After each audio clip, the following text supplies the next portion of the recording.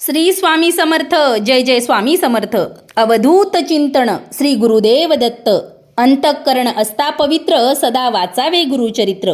प्रापंचिक अडचणी दूर करणारा दिव्य ग्रंथ श्री गुरुचरित्र.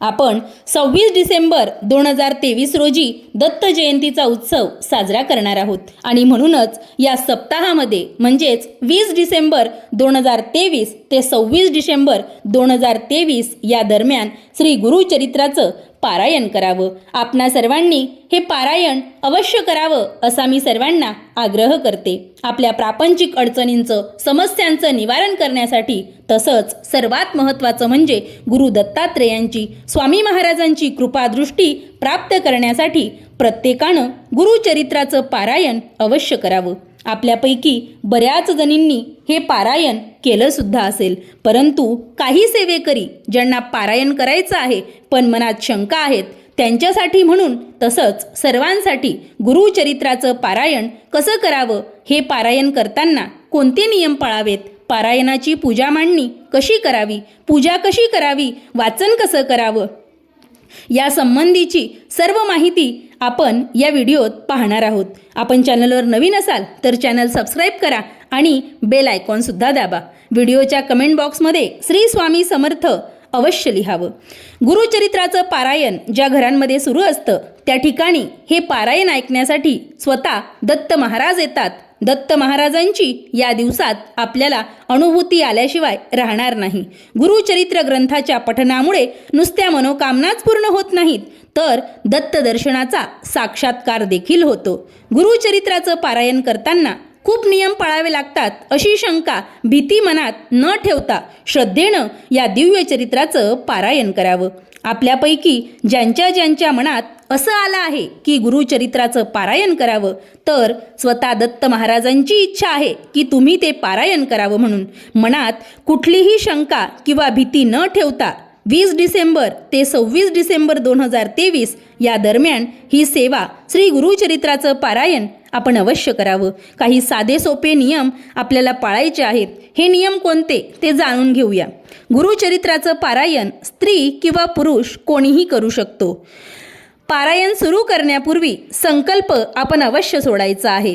संकल्प करूनच पारायण करावं, म्हणजे आपली सेवा फळाला जाईल. रोज वाचन करताना शरीरानं आणि मनानं शुचिर्भूत राहावं. सकाळी आंघोळ केल्यानंतर नवीन किंवा स्वच्छ कपडे परिधान करूनच पारायणाला बसावं. पारायण करताना आपल्या कपाळी, दोन्ही बाहूंना, हृदयाला, कंठाला, गुडघे या ठिकाणी भस्म लावावं. भस्म लावूनच आपलं रोजचं वाचन सुरू करावं. भस्म लावल्याने आपल्या शरीराची शुद्धी होते. तसंच रोज वाचन करताना श्री स्वामी समर्थ किंवा दत्त महाराजांचा ओम द्राम चिरंजीवे नमः या मंत्राचं मनोभावे पठण करावं. पारायणाच्या ठिकाणी 2 आसनं ठेवावीत. एक आपल्याला बसण्यासाठी, दुसरं दत्त महाराजांसाठी. पारायण सुरू असताना दत्तगुरू स्वतः येतात आणि आपलं पारायण श्रवण करतात असे अनेक भक्तांना, अनेक वाचकांना आलेले अनुभव आहेत. वाचन कसं करायचं, तर अगदी हळू पण नाही, अगदी मोठ्याने सुद्धा नाही. कारण वाचनाने जे उच्चार आपण करतो, जे उच्चार होतात त्याच्यामुळे आपल्या घरामध्ये स्पंदने निर्माण होतात. त्यांच्यामुळे आपल्या घरातील वातावरणाची शुद्धता होते.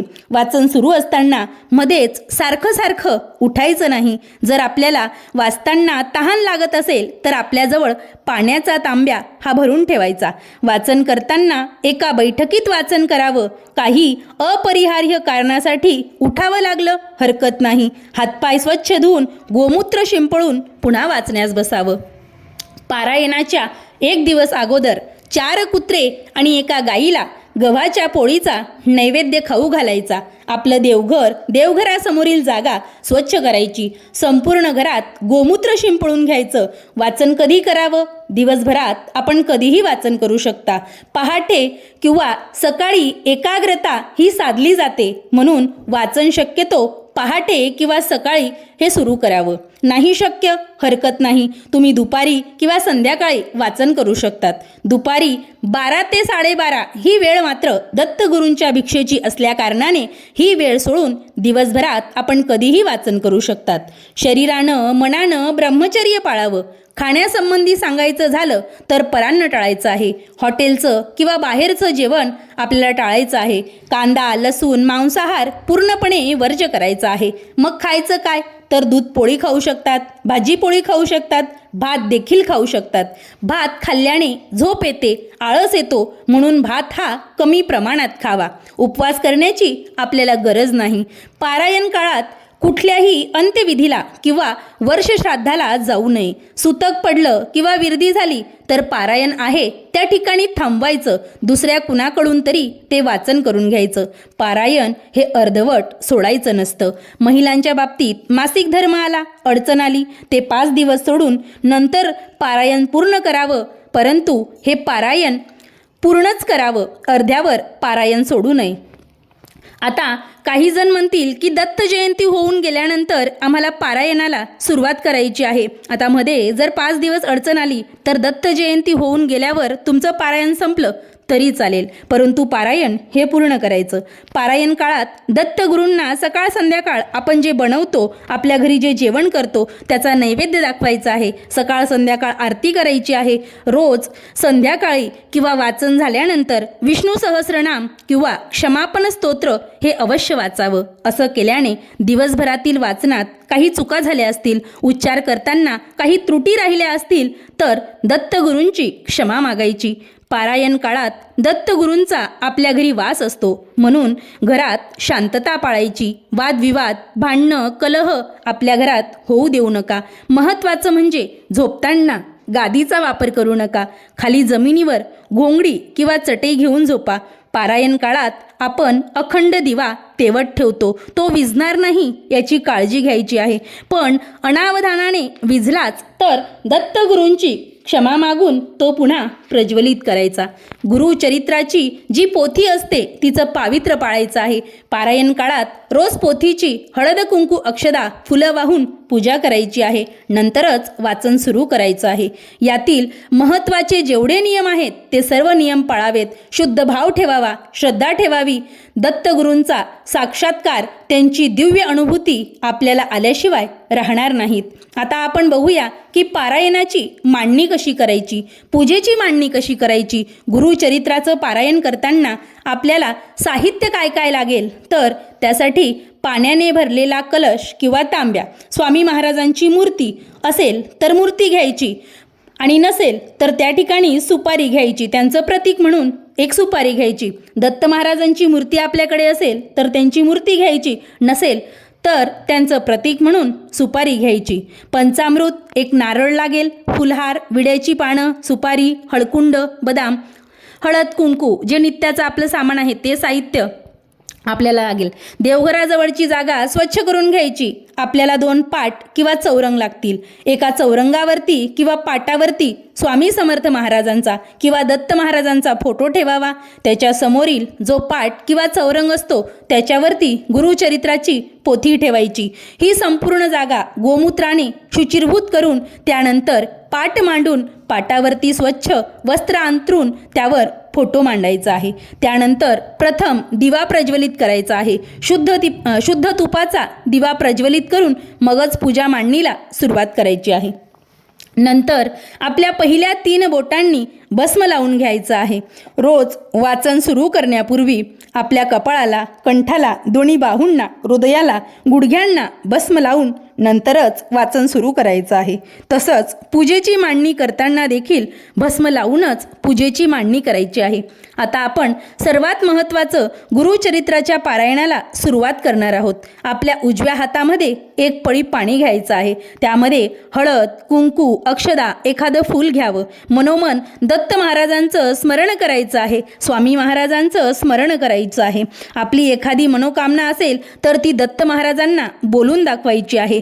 माझ्या आणि माझ्या कुटुंबाचा क्षेम, स्थैर्य, ऐश्वर्य प्राप्तीसाठी, लक्ष्मी प्राप्तीसाठी मी गुरुचरित्र पारायणाची ही सेवा करीत आहे. दत्त महाराज, आपण माझ्याकडून ही सेवा करून घ्यावी अशी विनंती दत्त महाराजांना करून हातातील पाणी ताम्हणात सोडून द्यायचं आहे. संकल्प सोडल्यानंतर आपण आता गणपती पूजन करणार आहोत. एका ताम्हणात थोड्याशा अक्षदा घेऊन गणपती बाप्पाची मूर्ती घ्यायची आहे. मूर्ती नसेल सुपारी घ्यावी. गणपती बाप्पांना पाण्याने, नंतर पंचामृताने, नंतर पुन्हा शुद्ध पाण्याने स्नान घालायचं आहे व श्री गणेश स्थापना ही चौरंगावरती करायची आहे. चौरंगावरती थोडेसे तांदूळ ठेवावेत, त्यावरती गणपती बाप्पांची मूर्ती ठेवावी. या मूर्तीला हळद, कुंकू, गंध, अक्षदा, फुलं वाहायची आहेत. ओम श्रीं महागणपते नमः गंध अक्षदा पुष्पम समर्पयामी असं म्हणून गणेश पूजन करायचं आहे.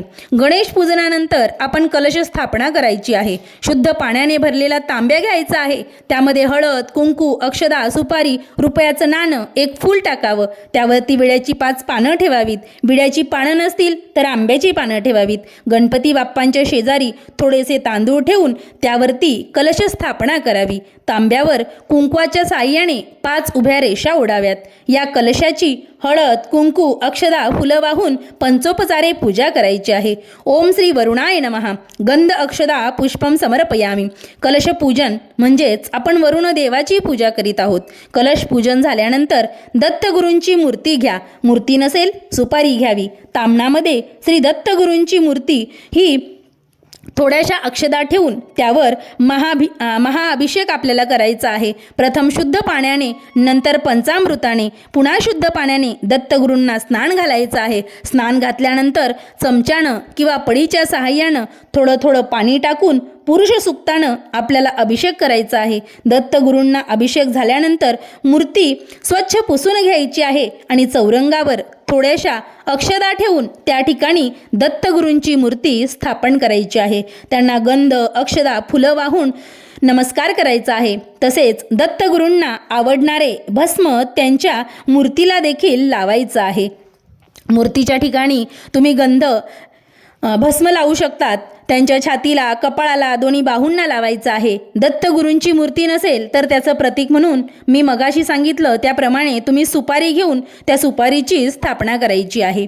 त्यानंतर स्वामींची मूर्ती घ्यायची आहे. स्वामींच्या मूर्तीला देखील ताम्हणात थोड्या अक्षदा घेऊन त्यावर ठेवायची आहे. शुद्ध पाण्याने, नंतर पंचामृताने, पुन्हा शुद्ध पाण्याने स्नान घालायचं आहे.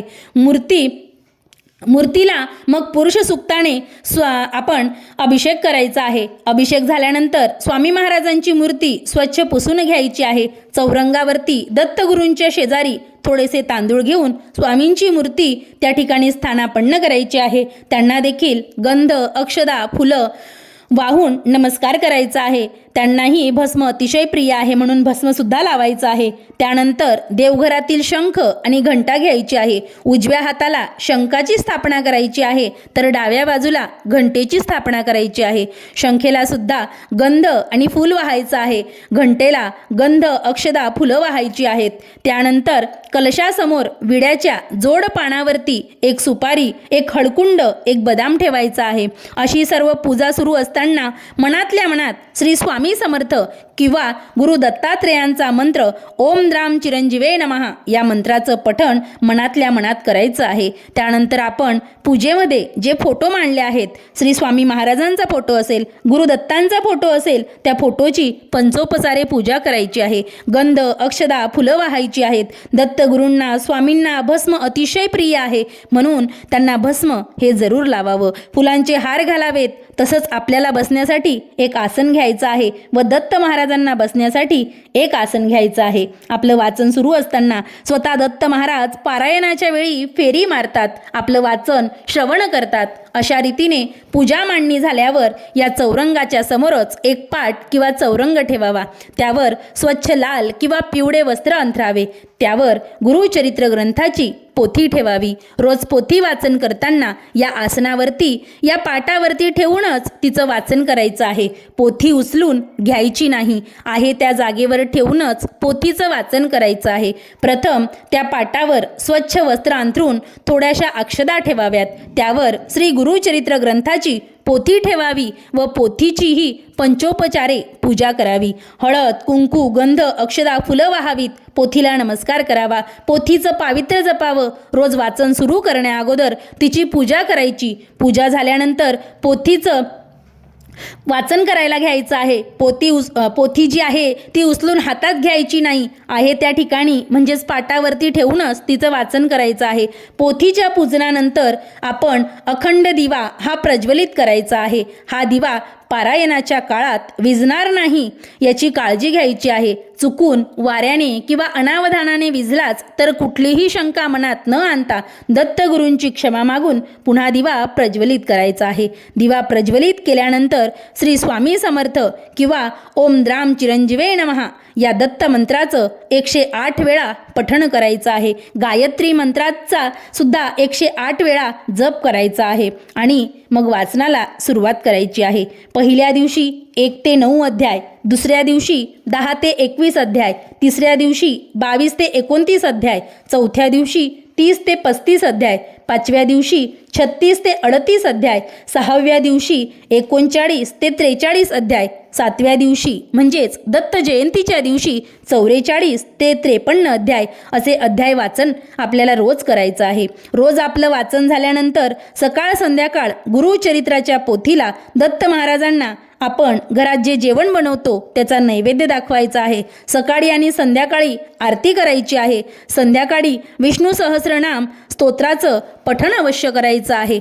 आता आपण जाणून घेऊया की गुरुचरित्राच्या पारायणाचं उद्यापन कसं करायचं. दत्त जयंतीच्या दिवशी म्हणजेच सप्ताहाच्या शेवटच्या दिवशी 26 डिसेंबर रोजी आपलं वाचन पूर्ण करायचं आहे. 44 ते 53 अध्याय हे आपल्याला वाचायचे आहेत. आता या दिवशी आपला उपवास असतो म्हणून उद्यापन करताना आपण दत्त जयंतीच्या दुसऱ्या दिवशी करायचं आहे. 27 डिसेंबर या दिवशी आपल्याला उद्यापन करायचं आहे. 27 तारखेला सकाळी लवकर उठून स्नानादी कर्मे आटोपून पारायणाच्या पूजेची हळद कुंकू अक्षदा वाहून पूजा करायची आहे. पूजा साहित्याची पूजा करायची आहे. त्यानंतर संपूर्ण पूजेला पूर्णावरणाचा नैवेद्य दाखवायचा आहे. घेवड्याच्या शेंगांची भाजी जी दत्त महाराजांना खूप आवडते ती भाजी नैवेद्याला अवश्य ठेवावी. एकूण 5 नैवेद्य बनवायचे. पहिला नैवेद्य दत्त महाराजांसाठी, दुसरा स्वामी महाराजांसाठी, तिसरा नैवेद्य आपल्या कुलदेवतेसाठी, चौथा नैवेद्य गुरुचरित्राच्या पोथीसाठी आणि 5वा नैवेद्य हा गायीसाठी ठेवायचा आहे. आता गायीचा नैवेद्य हा गायीला खाऊ घालायचा आहे. बाकीचे जे नैवेद्य आहेत ते आपल्या घरातील सर्व सदस्यांनी खायचे आहेत. बाहेरच्या कोणालाही हा नैवेद्य द्यायचा नाही आहे. संध्याकाळी सकाळी रोज आरती करायची आहे. आरत्यांमध्ये गणपतीची आरती, स्वामींची आरती, देवीची आरती आणि शक्य असल्यास गुरुचरित्राची आरती म्हणायची आहे. या दिवशी एखादं मेहुणं जेवू घालावं. जोडपं किंवा सवाष्ण तरी जेवू घालावी. ओटी भरून त्या सवाष्णींचा मान सन्मान करावा. तिला पानाचा विडा द्यावा, दक्षिणा द्यावी. तसंच या दिवशी आपल्या दारावर एखादा याचक आला, भिकारी आला तर त्याला रिकामा जाऊ देऊ नका. त्याला जेवू घाला, दान दक्षिणा द्या. दत्त महाराज कोणत्या रूपात येऊन दर्शन देतील हे सांगता येत नाही. आपल्याला काहीतरी अनुभूती अवश्य येईल. कुठला तरी सुगंध त्या दिवशी घरामध्ये दरवळतो. उद्यापनाच्या दिवशी संपूर्ण पूजा साहित्य तसंच ठेवावं आणि दुसऱ्या दिवशी सकाळी संपूर्ण पूजेवर अक्षदा वाहून पूजा हलवायची आहे. कलशातील पाणी घरात आणि घराच्या बाहेर सर्वत्र शिंपडायचं आहे. उरलेलं पाणी एखाद्या झाडाला तुम्ही टाकू शकतात. तुळशीला टाकू नका. नारळ हा फोडून त्याचा प्रसाद करायचा आहे. सुपारी, हळकुंड, विड्याची पानं ही पाण्यात विसर्जित करायची आहेत. महाराजांचा फोटो जागच्या जागी ठेवून द्यायचा आहे. ज्या सुपाऱ्या आहेत ते त्यांचंच प्रतीक म्हणून तुम्हाला पुढच्या वेळेस वापरता येतील आणि जर वापरायचे नसतील तर त्या देखील आपण पाण्यात विसर्जित करू शकतात. गुरुचरित्राची पोथी ही स्वच्छ कापडात गुंडाळून व्यवस्थित ठेवून द्यावी. संकल्प करून पारायणाचा नियम पाळून गुरुचरित्राचं हे पारायण आपण सर्वांनी अवश्य करावं. काही अडचण, काही प्रश्न असतील तर नक्कीच विचारा. आपल्या सर्वांच्या इच्छा दत्तकृपेने पूर्ण होत अशी सदिच्छा व्यक्त करून झालेली सेवा श्री दत्तगुरूंच्या चरणी, महाराजांच्या चरणी अर्पण करते. श्री स्वामी समर्थ. जय जय स्वामी समर्थ.